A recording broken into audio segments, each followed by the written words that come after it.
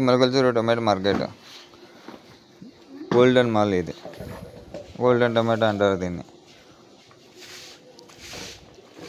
చూసారు కదా, ఇప్పుడు ఇప్పుడు 12వ నెల వస్తుంది. ఇది లాస్ట్ మంత్ అయినా 11వ నెలలో లాస్ట్ మంత్ అయినా కూడా ఎంతగా సరుకు వస్తుందో.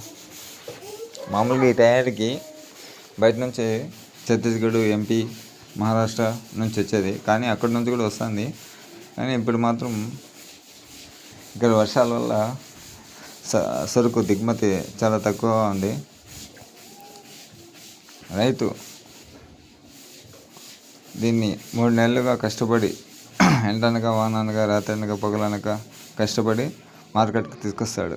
కానీ రైతుకి దీనికి తగినంత ధర పలకట్లేదు.